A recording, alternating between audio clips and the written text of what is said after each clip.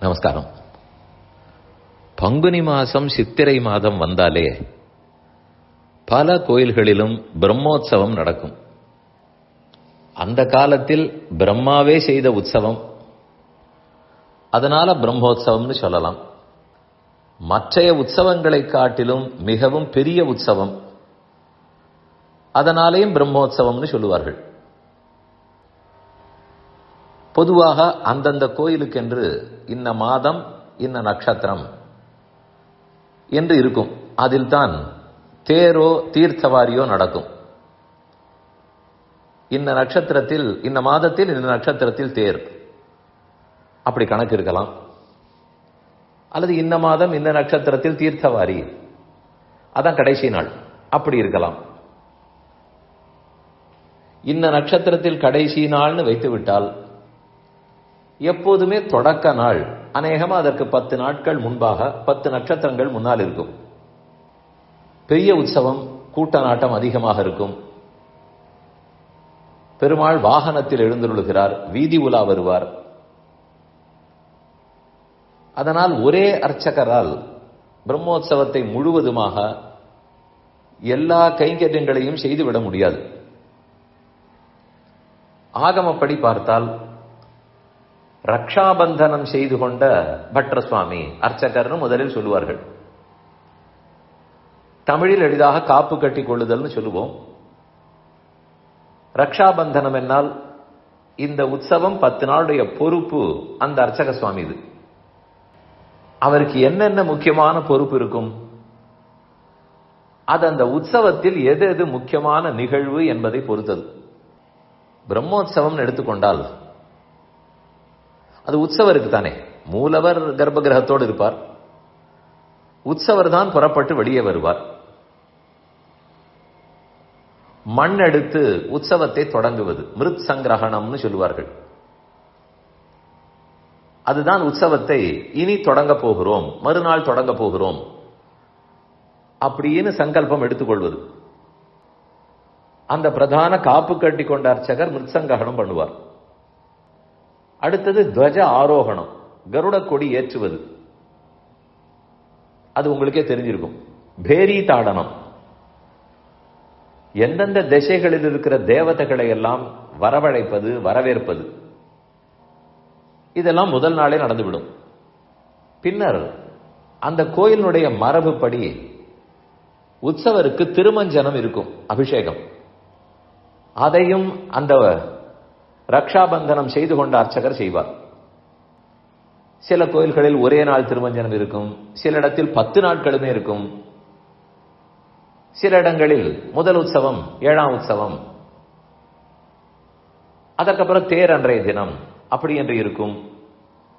இது அந்தந்த கோவிலின் மரபுப்படி திருமஞ்சனம் நடக்கும், அதையும் அவர் தான் செய்வார். தினப்படியே 2 வேளையும் யாகசாலையில் ஹோமம் பண்ண வேண்டும். அது உற்சவத்தின் போது மிக முக்கியம். அதை அந்த பிரதான அர்ச்சகர் செய்வார். அடுத்தது தேர் திருவிழா முக்கியம். அந்த தேரில் உட்கார்ந்து முழுவதும் வலம் வர வேண்டும். பின்னர் தேரிலிருந்து இறங்கி பெருமானோடு உள்ளே செல்வார். அந்தந்த ஊரில் தேர் திருவிழா நாளே மாறுபடும். 7ஆம் நாள் இருக்கலாம், 9ஆம் நாள் இருக்கலாம், அது மாறி இருக்கலாம். அது அந்த ஊர் மரபு பார்த்துக் கொள்ள வேண்டும். அப்புறம் கடைசி நாள் 10ஆம் திருநாள் அன்று தீர்த்தவாரி நடக்கும். அந்த கோயில் புஷ்கரணிக்கு வந்து பெருமான் இருப்பார். சின்ன பெருமாளோ சுதர்சன ஆழ்வாரோ அவரை ஏந்தி கொண்டு அர்ச்சக சுவாமி நீரில் மூழ்குவார். அந்த பெருமானோடு தீர்த்தமாடுவார். அந்த தீர்த்தவாரி நடக்கும். பின்னர் துவஜ அவரோகணம், கருட கொடி இறக்குதல் நடக்கும். இந்த முக்கியமான நிகழ்வுகளை எல்லாம் அந்த ரக்ஷாபந்தனம் செய்து கொண்ட அர்ச்சகர் செய்வார். அது தவிர பெரிய வேலைகள் உள்ளனவே. பெருமானுக்கு அலங்காரம் பண்ண வேண்டும், வாகனத்தில் சாத்த வேண்டும், புறப்பாடு கண்டருளி 4 வீதியோ 8 வீதியோ எவ்வளவு தூரம் போக வேண்டுமோ கூடவே போய் சேவார்த்திகளுடைய தட்டெல்லாம் வாங்கி அவர்களுக்கு ஹாரத்தி காட்டி சேவை பண்ணி வைக்க வேண்டும். கோஷ்டியோடு சென்று அவர்களுக்கு ஷட்டாரி சாதித்து தொடங்க வேண்டும், முடிக்க வேண்டும். இதேபோல் உற்சவரோடு சென்று காலை உற்சவம், மாலை உற்சவம், 2 வேளை புறப்பாடு, எங்காவது மண்டபத்துக்கு எழுந்தருளினார் என்றால் அங்கு கூட போய் இருப்பது, இதுக்கெல்லாம் அந்தந்த நாளுக்குன்னு முறை அர்ச்சகர்கள் இருப்பார்கள். அந்த அர்ச்சகர்கள் கொண்டு அந்தந்த திருப்பணிகள் கைங்கரியம் நடக்கும். அதனால் நாம் நினைக்கிறா போலே ஏதோ உற்சவம் சட்டென்று நடந்து விடுகிறது என்பதில்லை. அது ரொம்ப பெரிய விஷயம், திட்டமிட்டு செய்ய வேண்டியது. அதை அந்த நாளிலிருந்து நம்முடைய ஆச்சாரியர்கள் எல்லாம் பார்த்து பார்த்து ஒரு பெசகாமல், ஒரு தவறு நடந்து விடாமல், யாராருக்கு எந்தெந்த பணி நடக்க வேண்டும் என்று அவ்வளவு அழகாக பிரித்து வைத்திருக்கிறார்கள். ஒரு பெரிய சக்கரவர்த்தி ராஜா என்றால் எத்தனை பேர் சேர்ந்து தொண்டு செய்வார்கள். இவர் உலகத்துக்கே, பிரபஞ்சத்துக்கே சக்கரவர்த்தி. அப்ப எவ்வளவு பார்த்து பார்த்து செய்ய வேண்டும்.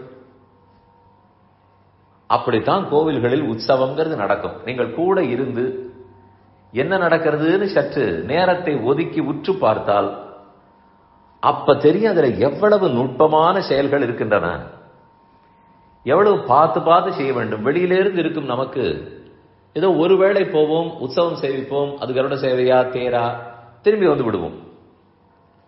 ஆனால் உள்ளே பார்த்தால் காலையிலிருந்து இரவு வரை அவ்வளவு கைங்கரியங்கள் இருக்கும். அதை தெரிந்து கொண்டாலே நமக்கே அவருடைய பெருமை புரியும். நம் முன்னோர்கள் எப்படி திட்டமிட்டு இருக்கிறார்கள், அதை ஒரு வரைமுறைப்படுத்தி கொடுத்திருக்கிறார்கள் அப்படிங்கிற பெருமை புரிந்து கொண்டு வணங்கலாம்.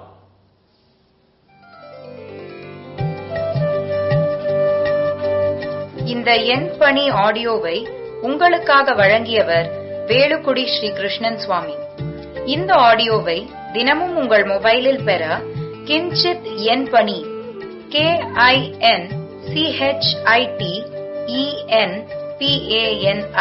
என்ற ஆப்பை கூகுள் பிளே ஸ்டோரிலோ அல்லது ஆப்பிள் ஐஸ்டோரிலோ டவுன்லோட் செய்து கொள்ளவும். தினம்தோறும் இது போன்ற உபன்யாசங்களை கேட்டு மகிழவும்.